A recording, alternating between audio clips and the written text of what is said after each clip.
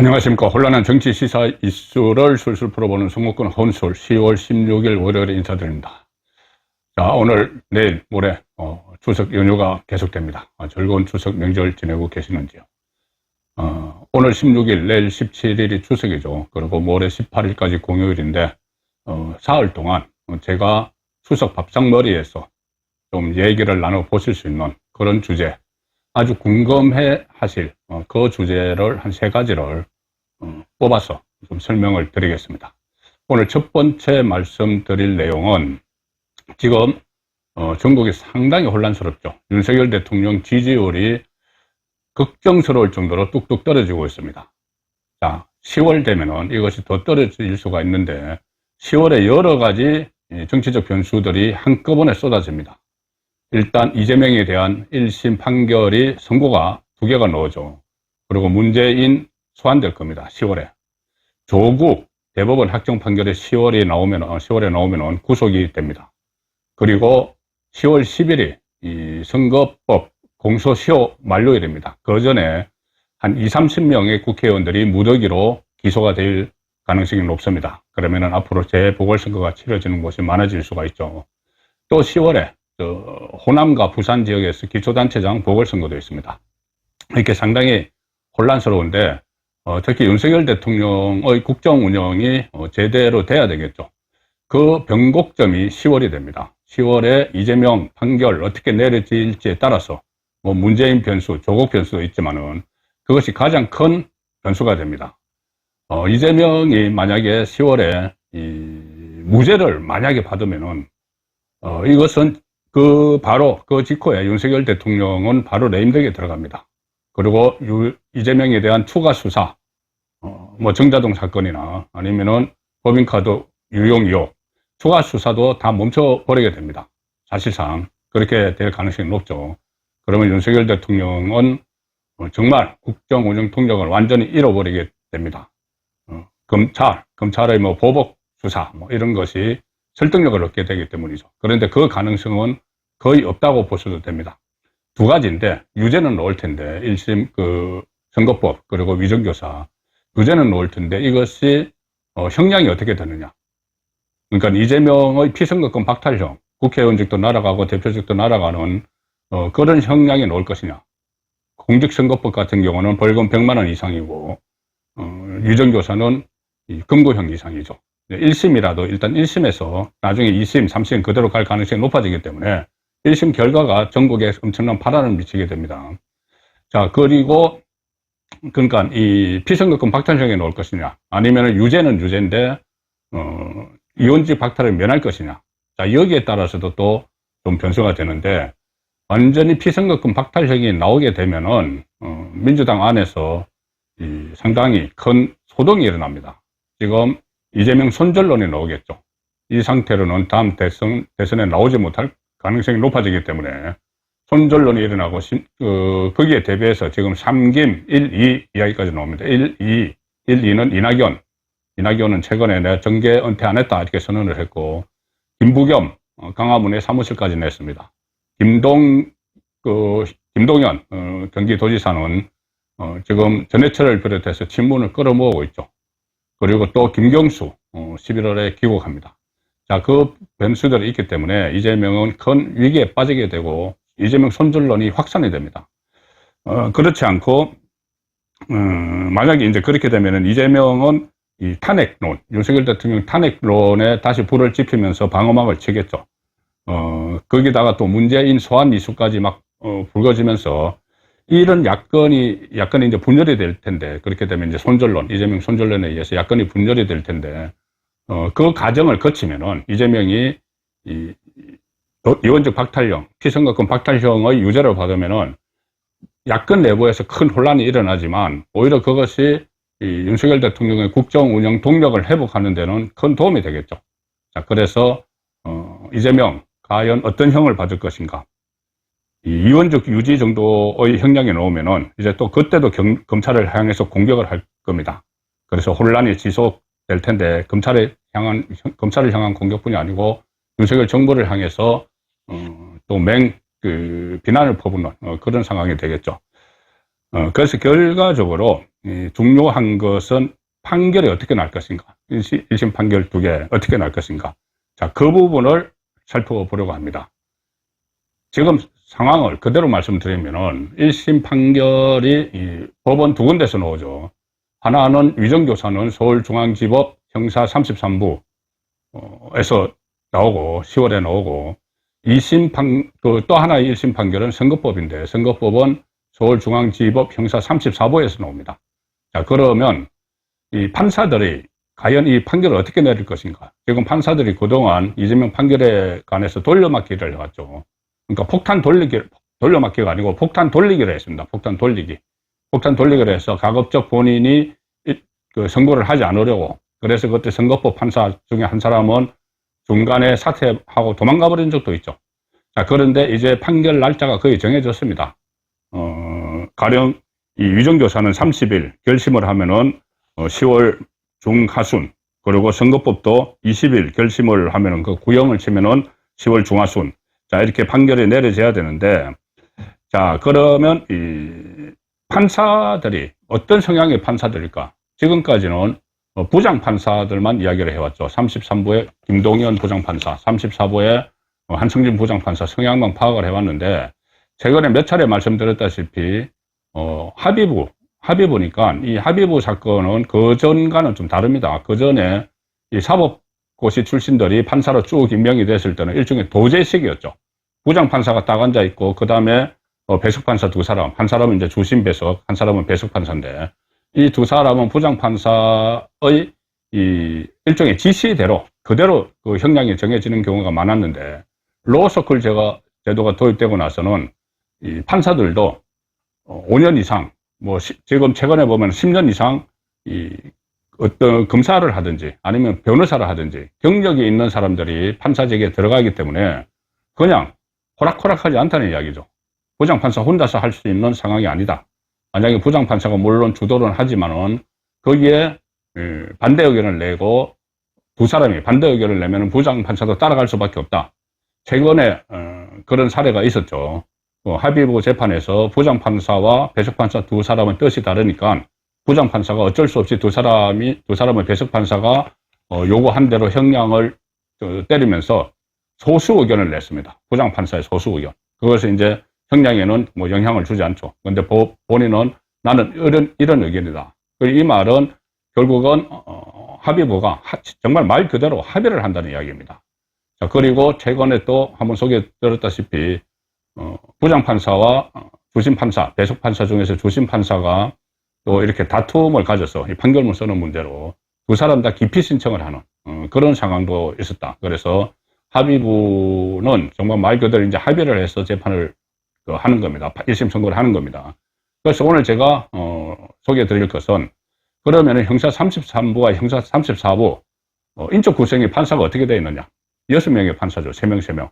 결국은 이 6명의 판사가 한국 정치, 앞으로 정치를 좌우하게 됩니다. 그 전에 유창훈 영장판사가 이재명에 대한 영장을 기각을 해서 지금 상황이 이렇게까지 오는데, 어떻게 보면 유창훈의 책임은 큰 거죠.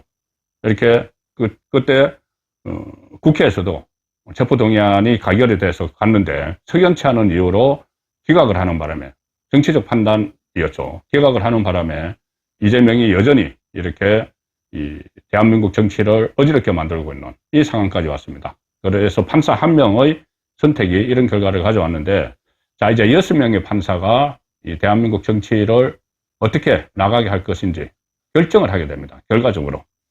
자, 그래서 일단 위정교사 사건 먼저 살펴보죠. 위정교사 30일 결심을 하고 구형을 때리고 다음 달 중하순에 1심에 나오고, 아무리 늦어도 11월 초에는 나오게 되는데, 자, 이 형사합의 33부, 여기는 이 위정교사는 따로 떼서 분리 신문을 하고 있지만은, 여기서 대장동, 백현동, 성남FC, 미래신도시 이 사건 전부 다 33부에 막 몰려가 있는 상황이죠. 그리고 형사 33부 부장판사는 김동현, 이야기 많이 들었을 겁니다. 상당히 이재명에게 우호적이다. 김동현 부장판사는 계속 재판에 지각하는 것도 다 봐줬고, 이 출석을 아예 불출석하는 것도 용인을 했고 사실상 그리고 이재명에게 33분 동안 웅변을 하도록 그 법정에서 그런 기회도 줬고 그 전에 이 핵심적인 이 공범관계인 정진상을 법정에서 이렇게 이재명이 끌어안도록 허가를 해주는 그것은 사실상 해유하고 협박하는 것을 이 법정에서 허용을 했다 이런 말까지 나올 정도로 김동연 부장판사는 재판 진행을 아주 이재명에게 우호적으로 많이 해왔습니다. 이 사실 위정교사는 법정형 상한이 징역 5년입니다.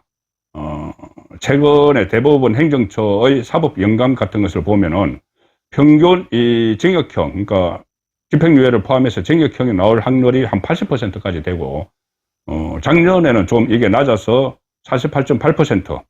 그런데 이재명의 사건은, 위정교사 사건은 재질이 상당히 불량하죠. 나중에 이 대법원 판결에까지 다 영향을 미쳤으니까, 그 건순일, 재판 거래 의혹이 있는. 그래서, 제대로 판결만 하면은 징역형이 나올 것이다. 자, 그러면 이재명은 모든 것이 날아가죠. 피선거권을 비롯해서 다 날아갔는데, 일단 부장판사는 이재명에게 상당히 우호적입니다. 김동현, 51세고, 연수원 30기, 연수원 30기인데, 이 사법연수원 30기, 이 34부 선거법을 하고 있는 한성진 부장판사도 30기입니다. 한성진 부장판사에 대해서는 잠시 후에 말씀드리고, 김동현 부장판사는 전남 장성이 고향이고 서울 우신고등학교 그리고 고대 법대를 나왔는데 말씀드렸다시피 상당히 이재명에게 우호적인 재판장이다.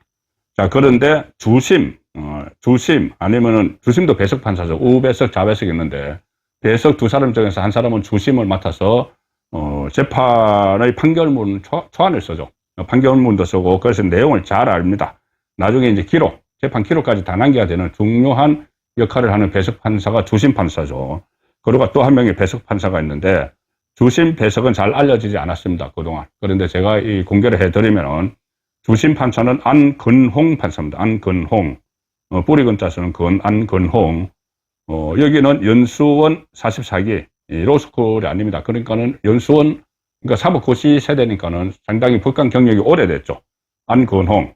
자, 그런데 이 안근홍 그 주심 판사가 공주 4대 부고를 나왔고 서울 법대를 졸업을 해서 사법고시 합격했는데 육군 법무관으로 처음에 시작을 했습니다. 육군 법무관. 보통 육해공군 법무관은 상당히 사법고시 성적이 우수한 사람들이 가는 곳이죠.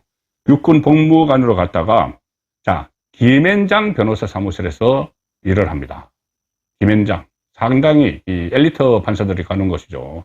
그래서 김앤장 거기서 변호사 일을 하다가 이 안건홍 판사가 2020년에 판사 임용 시험에 도전을 해서 판사가 됩니다. 그러니 이 부장판사 김동연 부장판사의 연수원 14기 후배이기는 하지만 판사로서 쭉 같이 무슨 도제식으로 교육받은 게 아니죠. 본인은 육군 법무관도 했고 또 김앤장에서 변호사까지 했습니다. 김앤장 변호사들은 엘리트 의식이 상당히 강하죠. 근데 이제 판사로 들어갔기 때문에 자기 목소리를 충분히 낼 수 있는 판사다. 안건홍. 그래서 그 판사가 주심을 맡고 있습니다. 그리고 또 한 명의 배석 판사는 김태형인데 여기는 로스쿨 출신입니다. 나이가 40살. 그리고 변호사 시험 4회니까 법조 경력이 한 10년 이상 된 거죠. 변호사를 오랫동안 하다가 판사가 됐습니다. 그러니 그냥 초임 판사부터 쭉 왔던 이 상황과는 다른 것이죠. 그래서 위정교사를 1심을 내리는 형사 33부, 서울중앙 형사 33부에는 김동현은 좀 이재명에게 우호적이지만은 안건홍, 김태형 이 두 배석 판사는 충분히 자기 의견을 표출할 수가 있다. 자, 요즘은 그렇게 한다고 합니다. 형사 합의부가 처음에 세 사람이 모여서 전에처럼 부장판사가 이렇게 해 하고 지시하는 게 아니고 세 사람이 모여서 이 사건에 대해서 유죄냐 무죄냐 먼저 해서 2대1, 3대0 이렇게 만들어서 그 다음에 유죄면은 실형이냐 벌금이냐 이것을 또 투표를 하고 투표 비슷하게 하는 거죠. 그 다음에 마지막으로 형량 아니면 벌금 액수 이것을 정하는 이 단계를 거친다고 하니까 여기서 김동현 부장판사가 이재명에게 우호적인 판결을 내리려고 해도 이 안건홍, 김태형 두 명의 이 배석 판사가 이 안퇴를 할 수가 있는 자, 그런 여건이 되는 것입니다. 그리고 이 유정교사 사건은 누가 보더라도 명백하죠. 녹음 테이프를 온 국민이 다 들었습니다. 이재명이 이 김진성 씨에게 그 회유를 하는 그 장면을 다 들었죠. 그런데 이걸 무죄로 만들기는 어려운 것이고, 특히 저번에 영장을 기각했던 유창훈 영장 전담 판사도 이 유정교사 사건에 대해서는 범죄 혐의가 소명된다고 이야기를 했습니다. 자, 그 상황이어서 지금 법원에서 형사 33부에서 제대로 이 판결만 하면은 이재명은 징역형까지도 넣을 수 있다. 물론 뭐 법정 구속을 하기는 어렵지만 법정 구속을 하려고 해도 이 체포동의안을 거쳐야 되는 그런 복잡한 문제가 있기 때문에 어쨌든 1심에서 피선거권 박탈형이 나올 가능성이 높다. 이렇게 볼 수가 있습니다. 그리고 선거법은 뭐 고 김문계 씨 모른다. 그리고 백현동 4단계 용도 상향이 박근혜 국토교통부의 압력 때문이었다. 이렇게 이야기했던 그 사건이죠. 그것도 이제 다 심리가 오래 끝나고 이게 지금 2년 만에 1심이 나오는 겁니다. 원래 6개월 만에 1심이 나와야 되는데. 자, 이 형사 합의 34부인데, 처음에 말씀드린 대로 강규태 부장판사가 이 재판을 끌다가 중간에 사표내고 나가버렸죠. 더 이상 끌 수가 없으니까는. 이게 판결을 내리면은 개딸들에게 엄청난, 그러니까 유죄를 내리면 엄청난 이 자표가 찍혀서 고생을 할 거고, 무죄를 내리자니 이것은 무죄거리가 아니고 법관의 양심으로. 그래서 중간에 그만두고 나가버렸습니다. 형사 그래서 합의 34부 새로 부장판사가 한성진 부장판사가 맡았는데, 한성진, 조금 전에 말씀드린 대로 그 김동현 33부 부장판사와 연수원 30기 동기인데 나이는 3살에 많아서 53세입니다. 자, 그런데 한성진 부장판사도 강규태에 이어서 이것을 맡고 나서 1월에 맡았는데 또 9개월, 10개월째 끌었습니다. 그리고 이제 지금 9월에 구형을 내리고 10월에 1심 판결을 하니까는 10개월을 끈 거죠. 이것도 6개월 만에 끝내야 되는 걸 한성진도 다 어기고 벌써 다 합해서 한 2년 동안 끌고 온 겁니다. 자, 한성진도 이재명에게는 상당히 우호적이다. 이런 평가를 받고 있죠. 왜냐하면은, 국제인권법연구회 회원입니다. 판사들 중에서 국제인권법연구회라고 좌파 성향의 판사들의 연구단체죠. 이게 문재인 정부 대법원장을 지낸 김명수가 만든 좌파 성향 판사들의 모임이죠. 국제인권법연구회 회원이기 때문에, 이재명에게 상당히 불리할 거다. 자, 그런데 이 법조계 일각에서는 이 한성진 부장판사가 국제인권법연구회 소속이긴 하지만, 어떤 판결을 할 때, 지금까지 판결 결과를 보면은 정치성은 좀 배제가 된다. 그런 또 평가도 있습니다. 명덕고등학교를 나오고 서울법대 30기고, 어쨌든 한성진 여기도 부장판사는 이재명에게 좀 유리한 판결을 내려줄 가능성이 있다. 그렇지만 여기도 주심 배석판사와 배석판사 두 사람이 변수가 되고 있습니다. 여기도. 자, 주심 판사는 이학인 판사인데, 이학인 여성입니다. 여성 80년생이고 44세. 여기도 로스쿨입니다. 로스쿨 2기. 로스쿨 1기가 2012년인가 됐으니까 여기도 법조 경력이 10년이 넘는 거죠. 이학인 대전 유성여고 나오고 서울대 경제학과를 나왔습니다. 서울대 경제학과를 나와서 충남대 로스쿨 가서 판사가 된 인물입니다. 2013년에 변호사가 됐습니다. 2013년에 변호사가 됐고 2021년에 법관 임용이 됐습니다. 그래서 전체 법조 경력이 한 12년 정도 되는, 그러니까 그냥 배석이 아니죠. 본인의 이 의지를 분명히 밝힐 수 있는, 뜻을 밝혀서 부장판사와 일종의 속된 말로 맞짱도 떨 수 있는, 자, 그런 성향의 판사가 주심을 맡고 있다. 그리고 또 한 명의 배석 판사는 박명 판사인데, 여기도 연수원 출신입니다. 연수원 45개니까, 로스쿨들보다 더 고참이죠. 그래서 높은 기수가 좀 고참에 가까운, 그런 판사이기 때문에, 간단치 않다.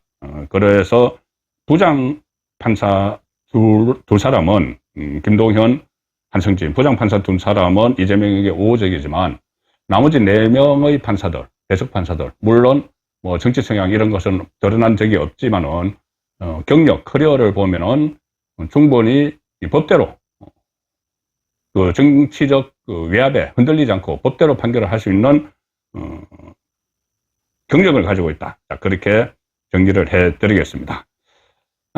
이 선거법은 100만 원 이상이 되면 이재명의 모든 것은 날아가고 민주당은 434억 원 토해내야 되죠. 근데 제가 한번 분석해 드린 것처럼 민주당의 전체 재산이 당사 건물이 한 450억 되고 현금이 10억인가 뭐 있기 때문에 뭐 그렇게 재정 파산 나지 않습니다. 그래서 부담 없이 이 판사들이 판결을 내릴 수 있다.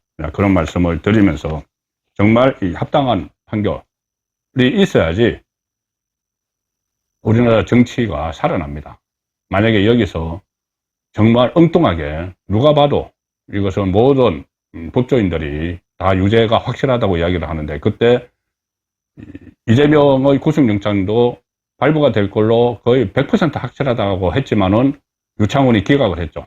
이것도 100% 유죄라고 하지만은 또 어떻게 될지 모릅니다. 그런데 만약에 그 어떻게 돼 버리면은 윤석열 대통령은 바로 레임덕, 데드덕까지 가버릴 수가 있습니다.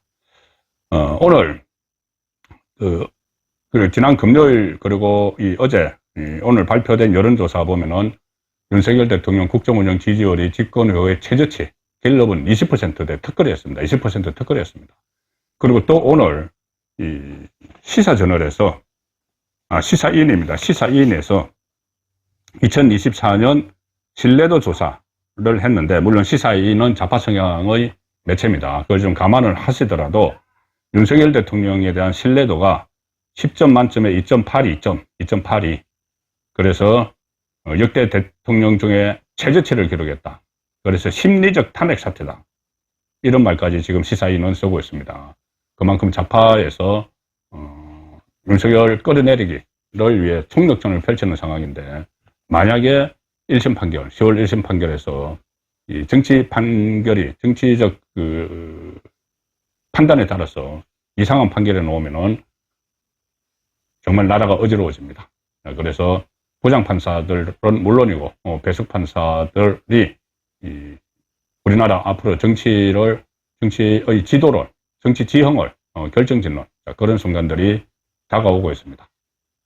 송국근의 혼술이었습니다.